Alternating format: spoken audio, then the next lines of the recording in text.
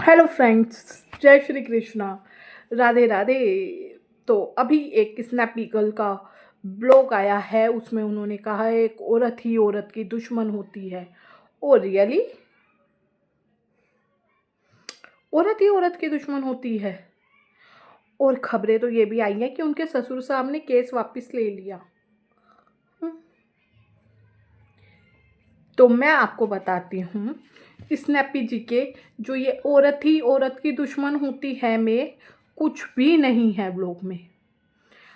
उन्होंने अपनी बेटी के बाल कटवाने गई हैं। बाल कटवाने के बाद वो अपने घर पे आई हैं और बाल कटवाने से जाने से पहले बच्चों को एक सन ग्लासेस लगा रखे थे उन्होंने। सन ग्लासेस में वो कहती है मोनू पापा लाए थे, फर्स्ट क्लास से मंगाया था। मोनू पापा पिताजी का नाम लेते हैं, बच्चों को आप ये संस्कार दोगी? सही है, आपके दो पति थे, दोनों से एक एक बच्ची है। बड़े पापा या छोटे पापा भी हो सकता है उसकी जगह। पापा का नाम कौन लेता है? बच्चों को क्या सिखा रही हो आप?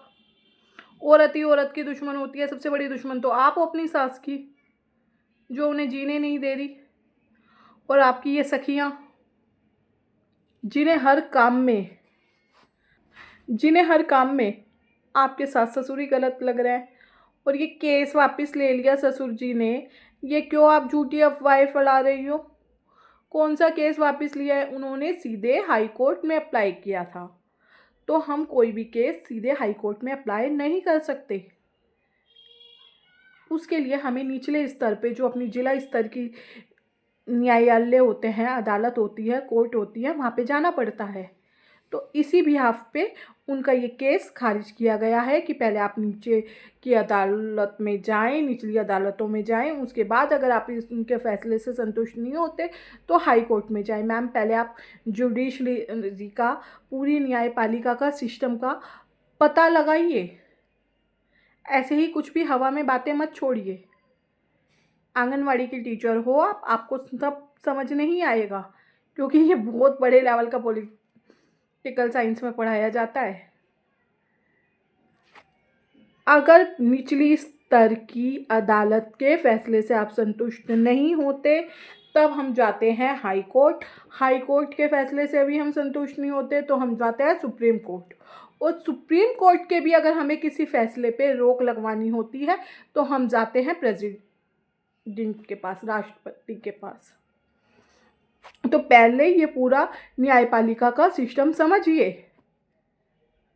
इसीलिए उनकी अदालत को, उनके जो केस था जो ससुर साहब का, उसे नीचे वाली अदालत में भेजा गया है। इसीलिए नहीं भेजा गया कि उन्हें वहाँ से वो डिसमिस कर दिया, उन्होंने विड्रॉल कर लिया, ऐसा कुछ नहीं है। वो नीचे वाली अदालत में भेजा है। उन्होंने कहा है कि पहले आप नीचे वाली अदालत में जाओ और जाने के बाद अगर आप उनके फैसले से संतुष्ट नहीं है तब आप आना हाई कोर्ट में। बात ये है। और आपके जो साथी कह रहे हैं हमारी सपना जी ने 5 केस करे थे, तो आप उन 5 केसों में से एक केस को तो लाइए सबके सामने। मैं आपको पहले भी बता चुकी हूँ, 5 केस नहीं हुए थे। एक कंप्लेंट हुई थी, एफआईआर भी नहीं हुई थी। पहले कंप्लेंट होती है, कंप्लेंट एफआईआर में दर्ज होती है, एफआईआर अगर प्रूफ होती है तो वो केस बनता है। ऐसे ही कोई किसी पे उठा के केस नहीं कर सकता। इन्होंने सिर्फ एक लाल गाड़ी की कंप्लेंट करी थी कि इससे मेरी जान को खतरा है। कंप्लेंट और एफआईआर में भी फर्क होता है। आप क्यों आके बार बार बार बार अपनी ससुराल वालों का बदनाम करती हैं? मैम, कभी वाइटी की दुनिया से निकलिए बाहर। देखिए ससुराल वाले कितने गलत होते हैं। आपको उन्होंने अपने दोनों बेटे सौंपे, उनके साथ जो हुआ, हम नहीं कहते कि उसमें आपका हाथ है, लेकिन अगर बहू के जाने से घर में एक चोरी भी हो जाती है साल भर के अंदर, तो उस बहू को कहते हैं कि तेरी वजह से हो गया ये सब। उस बहू को सुनना पड़ता है, तेरे पैर अच्छे नहीं थे, तूने ये कर दिया, तूने वो कर दिया। और यहाँ पे आप अपने ससुराल वालों पे इल्ज़ाम लगाई जा रही है। आप अपने पहले पति की रिकॉर्डिंग सुना रही हैं। सारे बुरे आपके ससुराल वाले हैं। क्यों? क्यों भाई? ऐसा क्यों है? अगर आप अपनी ज़िंदगी में मूव ऑन कर चुकी थी, आपने सेकंड प्रेगनेंसी भी कंसीव कर ली थी, सेकंड बेबी भी हो गई थी, सेकंड मैरिज भी हो गई थी, और उसके भी 6-7 महीने बाद आप अपने फर्स्ट पति की रिकॉर्डिंग लेके आती हैं, तो क्या आपके दिमाग में इतनी नेगेटिविटी है जो आप 3-4 साल बाद तक वो नेगेटिव सॉरी नेगेटिव चीज़ उठा के रखती है? क्योंकि हमारे में तो ये होता है कि अगर कोई नेगेटिव चीज़ है तो हम अपने से दूर रखना चाहते हैं ताकि माइंड पे असर ना पड़े। और फिर आप अपने ब्लॉग्स में कहती हैं कि लोग मेरे बारे में नेगेटिव बोलते हैं और लोग चाहते हैं मैं डिप्रेशन में जाऊं। मैम, नेगेटिविटी तो आप संभाल के रखती हैं 4-4 साल तक। अगर आपको आपके ससुराल वालों से मारने की धमकियाँ आती हैं तो ईमेल के थ्रू आती होंगी, मैसेज के थ्रू आती होगी, कोई पत्थर आपके घर में फेंक देता होगा चिट्ठी वाला, तो वो दिखाइए। आपके पास तो 4-4 5-5 साल पुरानी रिकॉर्डिंग है, वो दिखाइए। आप कहती है मेरे सास ससुर मार बचाने नहीं आते थे, मेरा पहला पति बहुत मारता है। जब आपकी सास को आपके ससुर ने मारा था, आप बचाने गए थे? आप यही तो कह रहे हो, मैं तो ऊपर कमरे में बैठी थी, मुझे क्या पता। आपने तो बिल्कुल बदला ले लिया। इंसानियत के नाते ही चले जाते। पड़ोसी जाके उन्हें बचा सकता है तो आप क्यों नहीं? आप क्यों उनसे उनका सपोर्ट सिस्टम छीनना चाहते हैं? और मैसेज में, अपने ब्लॉग्स में क्या थंबनेल लगाते हो? क्लिक एंड बेट का, ताकि लोग आपको बेचारी बेबस समझे। और हो भी आपकी मर्जी के अकॉर्डिंग ही रहा है। जो आपके साथ नहीं है वो गंदा है, वो भोंक रहे हैं, आप उन्हें गालियाँ पड़वाएंगी, आपकी बद्दुआएं धुलवाएंगी। ऐसा क्यों? ऐसा क्यों? आपको ऐसा नहीं करना चाहिए ना। ठीक है, सबकी अपनी अपनी सोच है, आप भी तो कुछ अच्छा कर सकती हैं।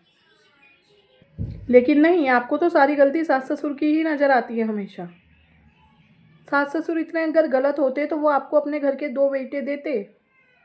एक बेटे से तो चलो शादी करी। आप कहते हो कि उन्होंने हम मेरे से दहेज की डिमांड करी थी। फर्स्ट शादी में तो करी थी, सेकंड शादी में तो नहीं करी होगी।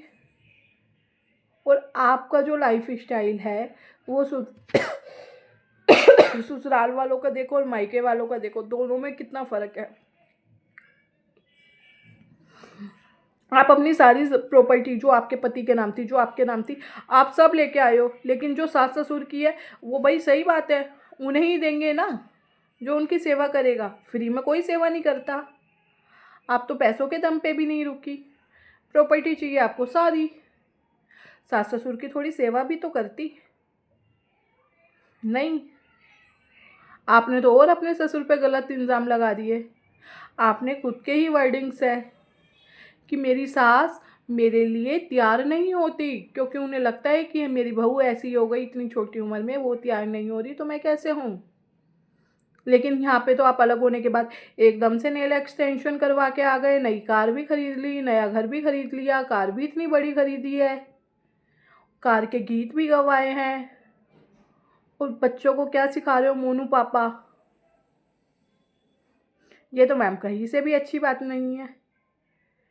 इतना दोगलापन, इतना दोहरा चरित्र आप ला कहाँ से रहे हो? क्या भारत में एक भी औरत ऐसी है जिसके ससुराल में कभी कोई लड़ाई ना हुई हो, जिसके सास ससुर से कोई लड़ाई ना हुई हो? क्या ऐसा कोई कपल होता है जहाँ पे कोई लड़ाई ना हुई हो? इसका मतलब ये नहीं होता उसकी रिकॉर्डिंग करके हम सोशल मीडिया पे चिपका दें। आप पर्सनल ब्लॉगिंग भी कर रहे हो, लेकिन पर्सनल ब्लॉगिंग में भी बहुत सारी बातें हैं जो नहीं दिखानी चाहिए। हर एक चीज़ की हद होती है, आप उन हदों को पार मत करिए जो आप कर चुकी हैं। लेकिन फिर भी आप थोड़े दायरे में रहिए। ये ऐसे थंबनेल लगा के कि औरत ही औरत की दुश्मन होती है, और आखिरी के 1 मिनट में आप कह रहे हो कि कुछ औरतें मेरे को परेशान कर रही हैं। कौन सी औरत परेशान कर रही है? जो ससुराल वालों की साइड ले रही है वो परेशान कर रही है। और जो आपकी बातों में आके बकवास कर रहे हैं, उनके खिलाफ, उन्हें जीने नहीं देना चाहते सास ससुर को, वो आपके लिए बहुत अच्छे हैं, वो औरतें बहुत अच्छी हैं।